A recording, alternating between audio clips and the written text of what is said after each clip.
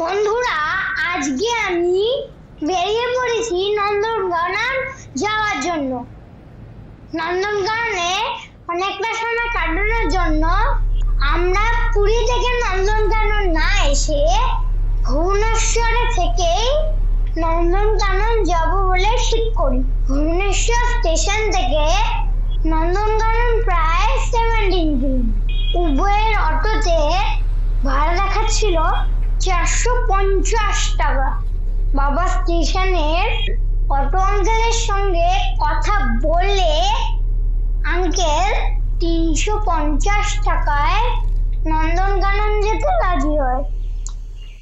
আর আমরাও সকাল 8টার আগে নন্দনকানন পৌঁছে যাই।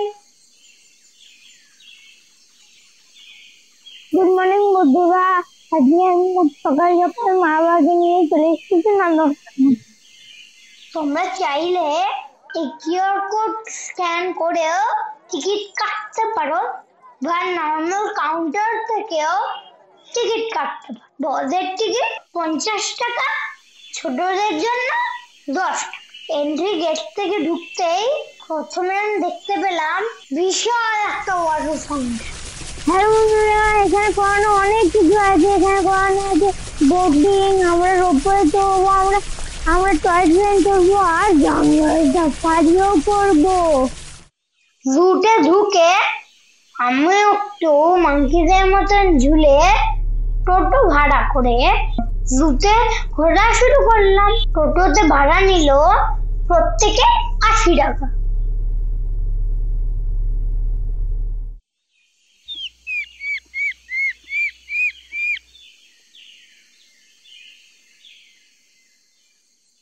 প্রথমেই আমরা দেখলাম কিছু বিদেশি মাঙ্কি, চিম্পাঞ্জি আর হিপোপটেমাস, যেটা কিনা সকাল সকাল জল নিয়ে খেলা করছে।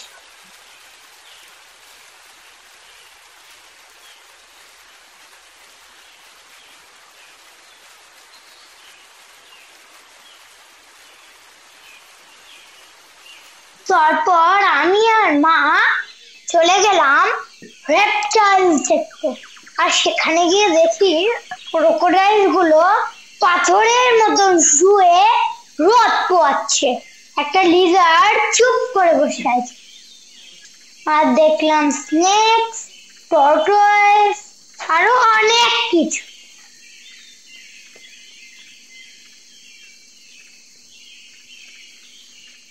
রেপটাইলস দেখার পর টোটোর আঙ্কেল আমাদের নিয়ে এলো জিরাফ দেখতে।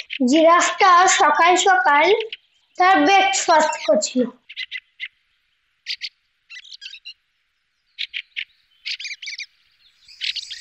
জিরাফের ঠিক পাশেই ছিল একটা ইন্ডিয়ান টাইগার। আমাদের দেখে টাইগারটা উঠে আমাদের দিকেই চলে এলো। ওর মনে হয় খিদে পেয়েছিল। আমাদের দেখে আর লোভ সামলাতে পারছিল না।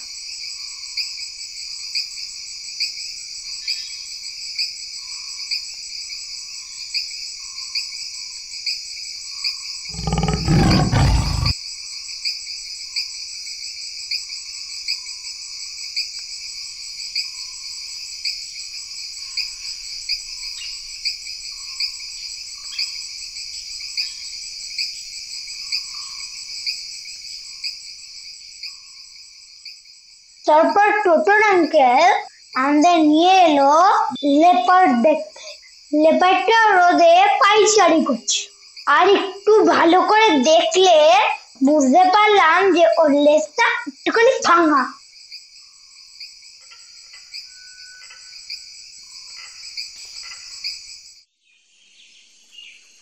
তারপর আমি এলিফ্যান্ট দেখতে এলাম। আর ওরাও জিরাফের মতন খেতে ব্যস্ত। হাজার ডাকলেও ফিরে তাকাল।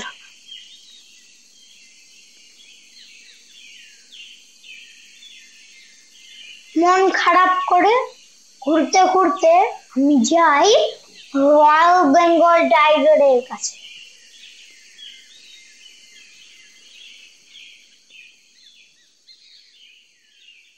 দূর থেকে দেখতে ছোট লাগলেও কাছে আসলে বুঝতে পারি যে বাঘ মামার কিন্তু বিশাল চেহারা, বেশ ভালো মন্দ খায় রোজকি।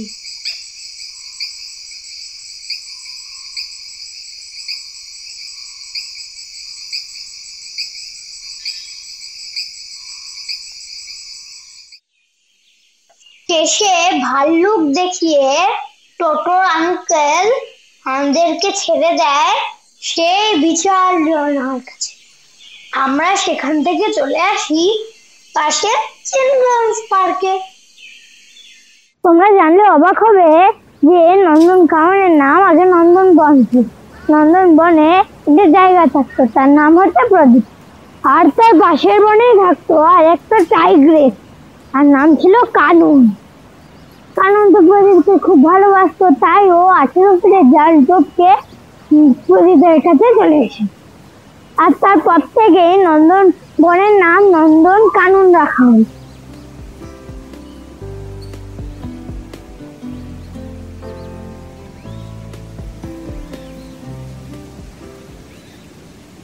আর তোমরা কি জানো যে এইটা ইন্ডিয়ার নন্দনকানন হচ্ছে ইন্ডিয়ার ফার্স্ট রুট, যেখান থেকে সাফারি শুরু হয়।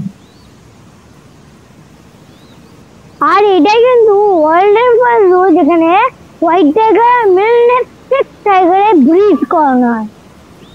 আর এটা হলো ইন্ডিয়ার সেকেন্ড লার্জেস্ট জু, যেটাকে 1960-তে স্থাপনা করা হয়েছিল। তারপর আমরা সোজা চলে যাই জঙ্গল সাফারি করতে। টিকিটের মূল্য প্রত্যেকে 65 রুপিস নন এসি বাসে আর 100 রুপিস এসি বাসে। আমরা নন এসি বাসে আমাদের সাফারি শুরু করলাম।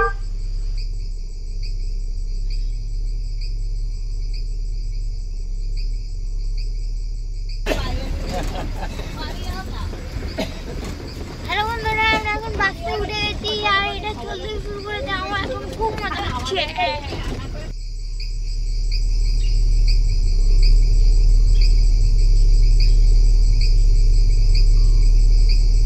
বাসের ড্রাইভার আঙ্কেল অনেক খোঁজার পরেও আমাদের কোনো লায়ন বা টাইগার দেখাতে পারলেন না।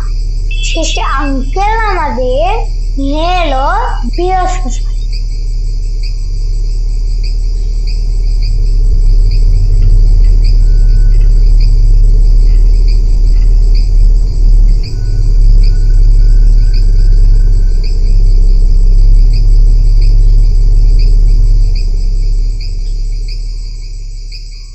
এখানে আমরা দুটো বেয়ার দেখে চলে এলাম ডিয়ার সাফারি।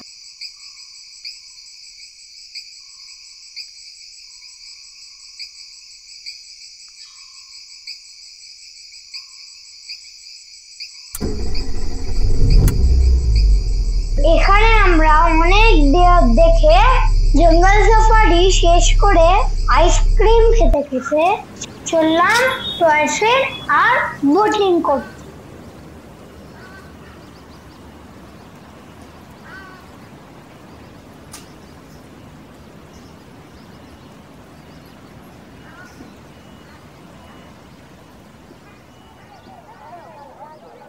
টয় ট্রেনের টিকিট 50 রুপিস per person আর বোটিং এর জন্য 100 রুপিস 30 মিনিটস এর জন্য।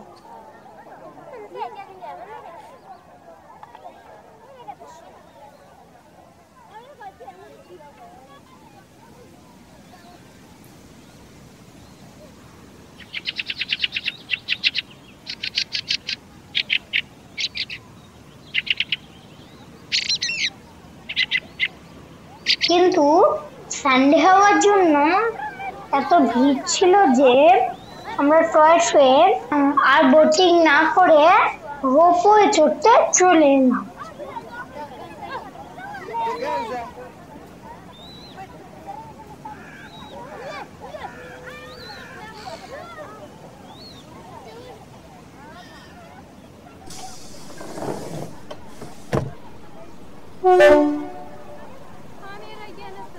টয় ট্রেনকে চোখে দেখা দেখিয়ে 1 120 টাকা করে রোপওয়ের টিকিট কেটে আমরা চলে এলাম রোপওয়ে চড়তে।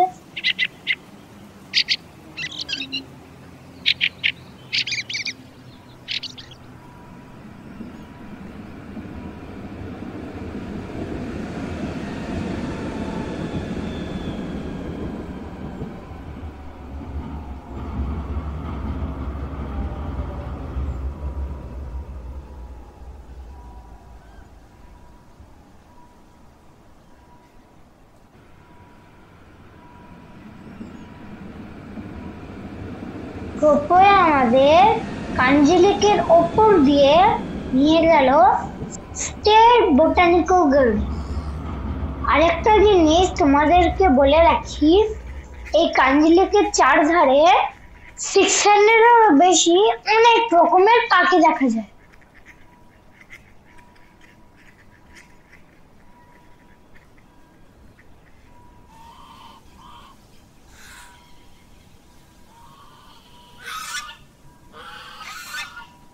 রোপওয়ে থেকে নেমে আমরা চলে গেলাম হিবিস্কাস গার্ডেন আর গ্লাস হাউস।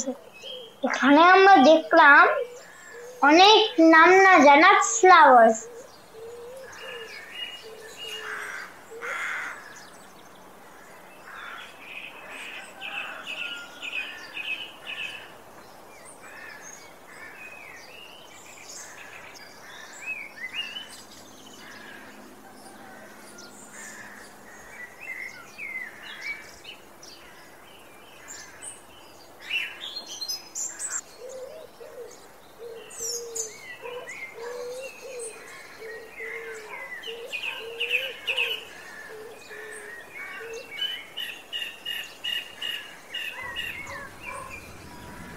বোটানিক্যাল গার্ডেন দেখে আবার আমরা রোপওয়ে করে শুনলাম নন্দনকাননে, আর সেখানে একটা ছোট্ট মিউজিয়াম দেখে আমরা আমাদের জার্নি শেষ করলাম।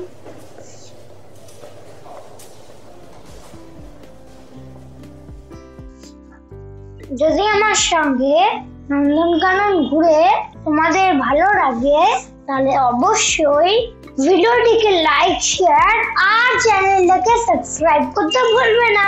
তাহলে আজকের মতো টাটা।